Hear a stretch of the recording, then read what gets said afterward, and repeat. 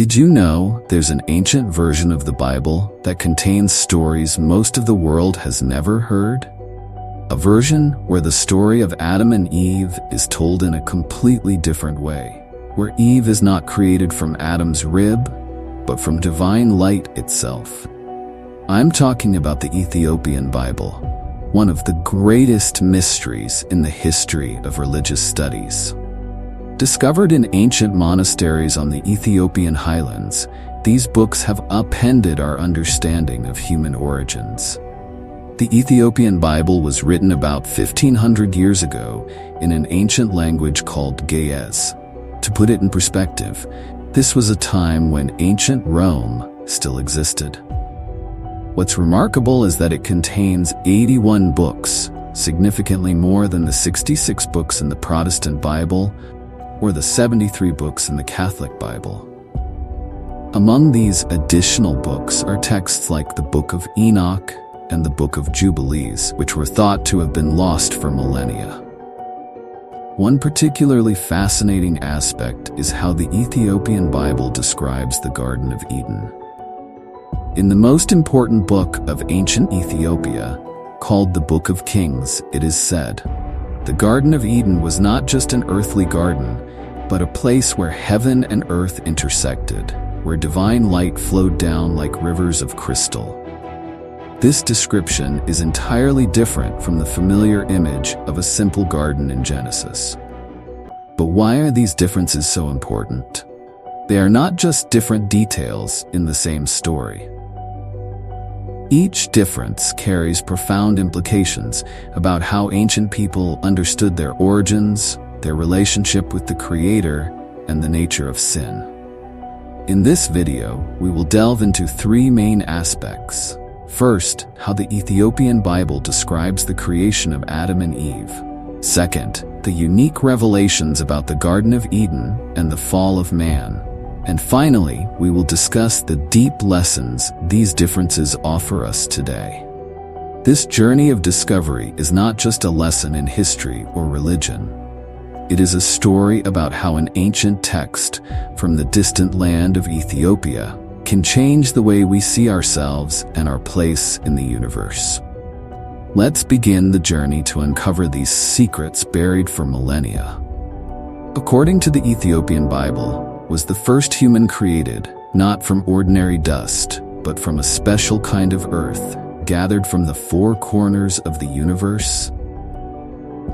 This is just one of the many astonishing revelations this ancient version of the Bible offers about the origins of humanity. In the Book of Enoch, chapter 3, verses 12 to 15 describe in detail. The Creator sent angels to the four corners of the universe, the east where the sun rises, the west where the sunset glows, the north of ice, and the south of warmth. From each place, they brought back a portion of sacred earth, moistened with the dew of heaven and purified by the light of the stars. This shows the meticulous preparation in creating the first human, far different from the simple description in Genesis. But what truly amazes me is the process of breathing life into Adam. The Book of Kufal, chapter 2, verses 23 to 27 writes, "When Adam's form was complete, the Creator did not just give the ordinary breath of life. Instead, he placed within Adam a divine spark, a piece of his own spirit. This spark shone in Adam's eyes, making them as clear as crystal, able to see even the invisible." Another unique detail is found in the Book of Enoch, chapter 12, verses 4 to 8. "And when Adam opened his eyes for the first time, the light from his eyes was so strong that it illuminated the entire garden. The angels had to shield their eyes from this light, for it bore the same nature as the divine light of the Creator." These details are not just flowery descriptions. They reflect a profound concept of the divine nature within humans. The fact that Adam was created from the earth of all four corners of the universe suggests that humans are holistic beings, embodying the balance of opposing elements in nature. Particularly, the Book of Enoch, chapter 3, verses 28 to 30, also reveals, And the Creator taught Adam the language of the angels, so he could understand the secrets of the universe. Adam was given the ability to name all things according to their true nature, for in his eyes was the light of divine understanding. This suggests that the first human language was not merely a system of symbols, but a powerful tool to understand and interact with the deep nature of all things. Perhaps this is the origin of the ancient belief in the power of words and spells in many cultures. While the story of Adam is already astonishing, the revelations about Eve are even more startling to researchers. You might be surprised to learn that Eve was not created from Adam's rib. Instead, the Book of Nagast, chapter 4, verses 8 to 12 describes, "And while Adam was in a deep sleep, the Creator took the purest light from the morning stars, crystallizing it into the form of Eve. Her body radiated a gentle light like the moon, and her soul contained the wisdom of the angels." This presents a completely new perspective on gender equality in the creation story. The Book of Kufale, chapter 3, verses 4 to 7 further emphasizes Eve was not a part of Adam, but an independent creation, bearing her own divine light. She was given the ability to see things Adam could not see and understand things Adam could not understand. A particularly interesting aspect is the initial relationship between Adam and Eve with the Creator. The Book of Enoch, chapter 15, verses 8 to 11 writes, "Every morning when the dew was still on the grass, they could hear the footsteps of the Creator in the garden. His voice was like melodious music, and the light from his presence made the entire garden glow as if gilded." The way the Ethiopian Bible describes the special abilities of this first couple is even more astonishing. In the Book of Nagas, chapter 5, verses 15 to 18, it records, "Adam and Eve could see the invisible, hear the voices of angels, and understand the language of all creatures. They could see both the past and the future, for in their eyes was the light of divine wisdom." However, with these extraordinary abilities also came great responsibilities. The Book of Kufale, chapter 3, verses 20 to 23 warns, "With greater power comes greater responsibility." Adam and Eve were given the freedom to choose, but they also had to bear the consequences of those choices. This was the first covenant between the Creator and humanity.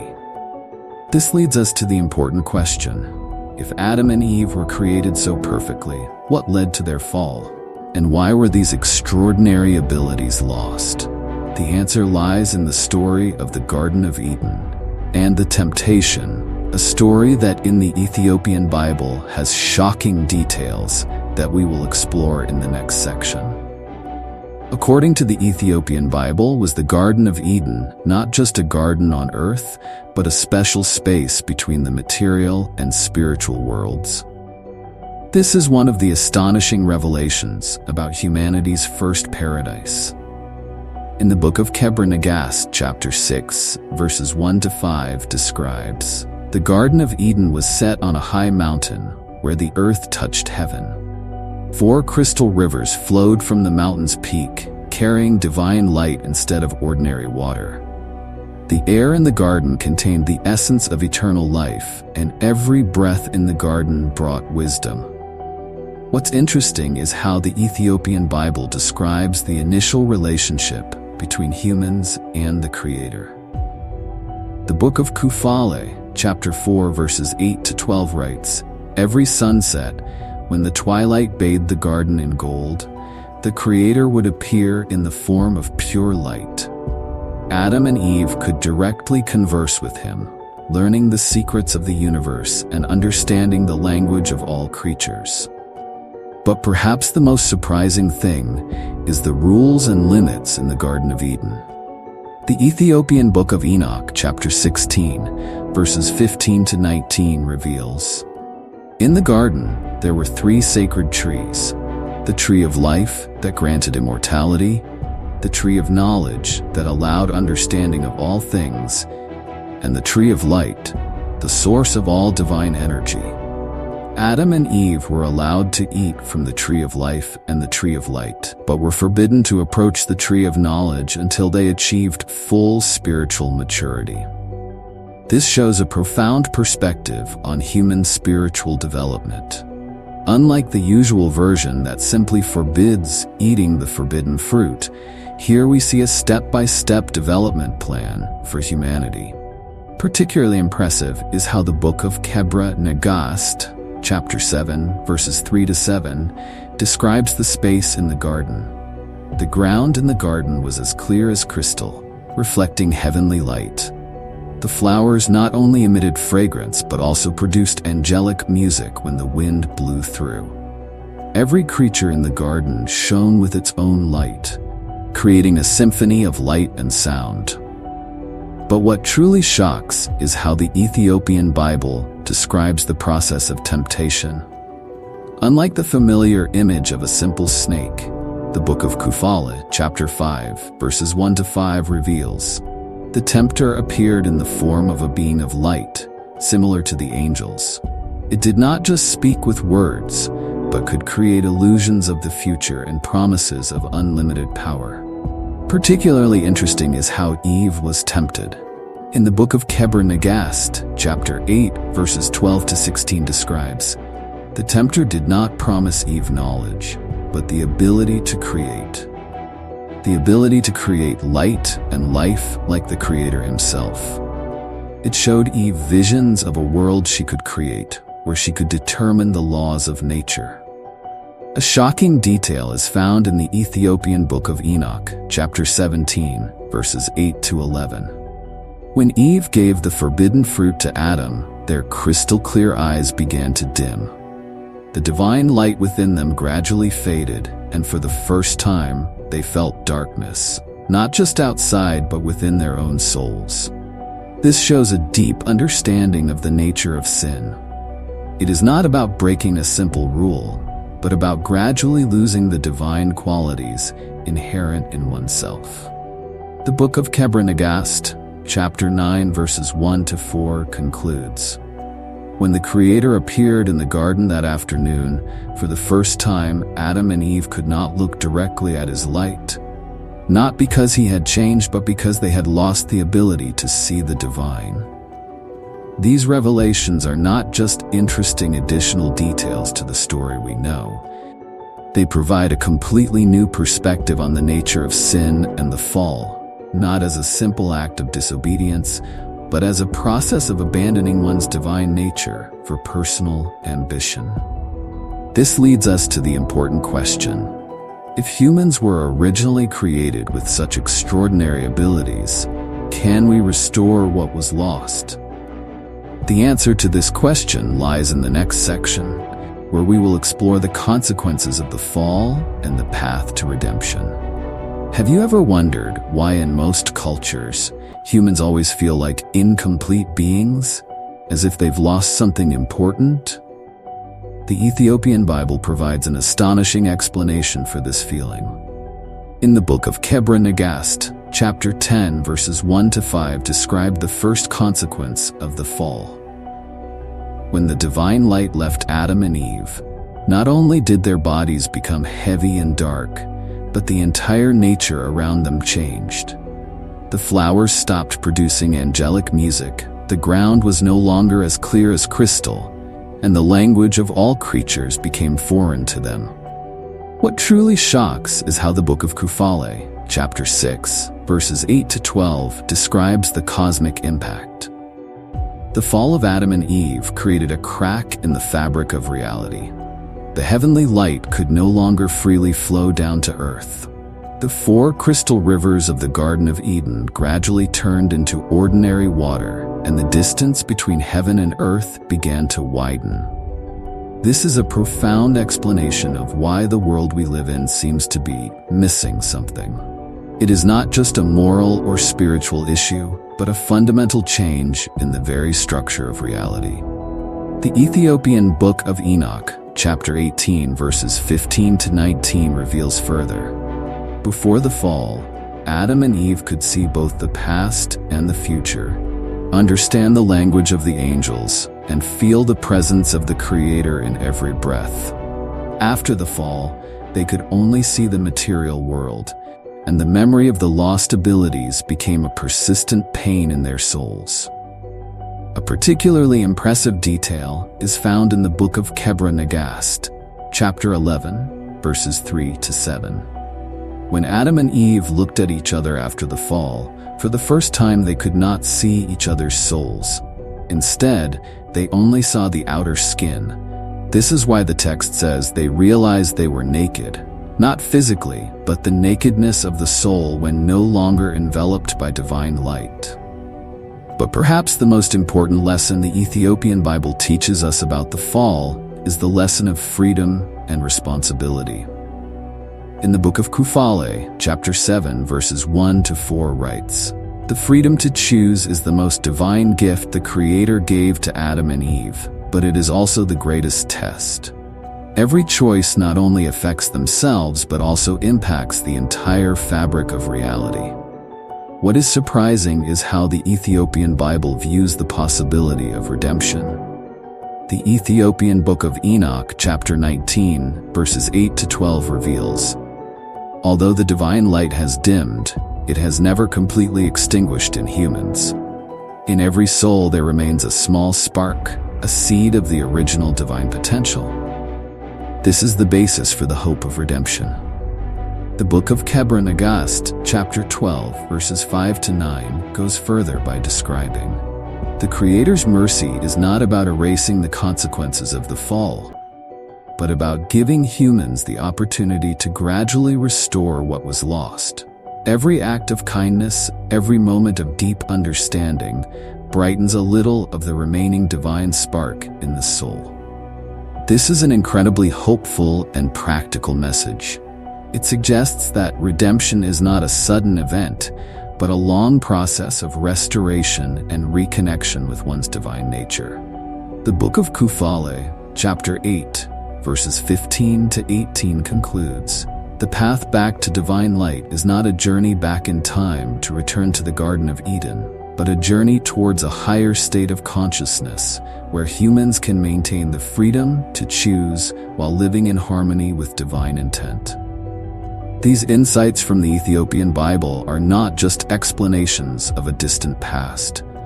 They provide a framework for understanding the current state of humanity and the path forward. Perhaps, by understanding better what we have lost, we can begin the journey to restore our inherent divine abilities. This leads us to the next section, where we will compare these unique insights with other religious traditions and explore their significance in the modern world. Let's start with a comparison with the Hebrew Bible. In Genesis chapter 2, verse 7, it says, "The Lord God formed man from the dust of the ground and breathed into his nostrils the breath of life, and man became a living being." But in the Book of Nagast, chapter 3, verses 12 to 15, it describes, "The Creator gathered earth from the four corners of the universe, each part bearing a different divine quality, and breathed into it not just life, but a spark of his own divine essence." This difference is not just a minor detail. It reflects a completely different view of human nature. While the Hebrew Bible emphasizes the earthly aspect of humans, the Ethiopian Bible asserts that humans inherently bear a divine nature from the beginning. Another interesting point of comparison is about Eve. In the Book of Kufale, chapter 4, verses 8 to 12, it writes, "Eve was created from pure light, not from Adam's rib. She bore her own source of light, independent of Adam." This starkly contrasts with the description in Genesis, chapter 2, verses 21 to 22, about Eve being created from Adam's rib. The Ethiopian Bible's interpretation of the role of women is much more progressive than its time. It suggests an original equality between men and women, an idea that remains controversial even in the modern world. Particularly impressive is how the Ethiopian Book of Enoch, chapter 20, verses 5 to 9, describes the relationship between humans and nature. Before the fall, Adam and Eve could understand the language of every creature, from the smallest ant to the stars in the sky. They were not masters of nature, but guardians and interpreters of the voice of all things. When applying these insights to the modern world, we see remarkable similarities. The Book of Enoch, chapter 13, verses 8 to 12 warns, "When humans lose the ability to understand the language of nature, they begin to see nature as a tool to exploit, rather than a part of themselves." Does this not accurately reflect the environmental crisis we are facing today? Another detail found in the Book of Enoch, chapter 9, verses 15 to 19, says, "The fall is not just about eating the forbidden fruit, but about humans wanting to control and determine the laws of nature instead of living in harmony with them." In the age of artificial intelligence and biotechnology, this warning seems more relevant than ever. Particularly interesting is how the Ethiopian Book of Enoch, chapter 21, verses 3 to 7, talks about restoration. The path back to divine light is not about abandoning knowledge, but about learning to use it with humility and respect for the divine order. This suggests a balanced approach between technological development and maintaining spiritual values. These ancient teachings provide a valuable framework for addressing modern challenges. They remind us that true progress is not just about technology or knowledge, but about developing the wisdom to use them responsibly. The Book of Enoch, chapter 14, verses 1 to 4 concludes, "Each generation must face its own challenge in balancing knowledge and wisdom, progress and preservation, individual freedom and responsibility to the whole." This is perhaps the most important message the Ethiopian Bible can bring to our modern world. These insights lead us to the final part of the journey, where we will summarize the most important values and lessons this ancient text offers humanity in the 21st century. First, let's look at the unique research value of these texts. The Book of Enoch, the final chapter, verses 1 to 5 asserts, "These words are not just the heritage of one people, but the treasure of wisdom for all humanity. They contain not only history, but also deep insights into the nature of reality and human potential." From an academic perspective, the Ethiopian Bible provides a valuable window into the worldview of ancient civilizations. The Book of Enoch, the final chapter, verses 8 to 12 records, "Each generation must read these words with new eyes, for they contain different layers of meaning suitable for each era." Culturally and historically, these texts are particularly important because they offer a different perspective on familiar stories. In the Book of Enoch, the final chapter, verses 15 to 19 writes, "Truth is not a single story, but a synthesis of many different perspectives. Only by looking from many angles can we understand the whole picture." For the modern world, I see three particularly important lessons from the Ethiopian Bible. First, about the relationship between humans and nature. The Book of Enoch, chapter 15, verses 3 to 7 teaches, "Humans are not the masters of nature, but the guardians and interpreters of the voice of all things." When we lose the ability to listen to nature, we also lose a part of our divine nature. Second, about gender equality. The way the Ethiopian Bible describes Eve being created from light equal to Adam provides a spiritual foundation for gender equality, a topic still hotly debated in modern society. Third, about responsibility with knowledge and power. The Book of Enoch, the final chapter, verses 20 to 24 warns, "Knowledge is not for domination, but for service. Power is not for imposition, but for protection and nurturing." As we conclude this video, I want to share a personal thought. In the process of researching and learning about the Ethiopian Bible, what impressed me the most was not the strange details or unexpected revelations, but the consistency in its message. Humans have extraordinary potential, but that potential can only be realized through humility, compassion, and responsibility to the whole. The Ethiopian Book of Enoch, the final chapter, verses 25 to 28, concludes, "Each generation must face its own challenge, but the nature of the challenge remains unchanged, to live worthy of one's divine potential while maintaining humility and connection to the whole." Thank you for watching this video. If you're interested in more profound discoveries from ancient texts, don't forget to subscribe to the channel so you don't miss any exciting videos.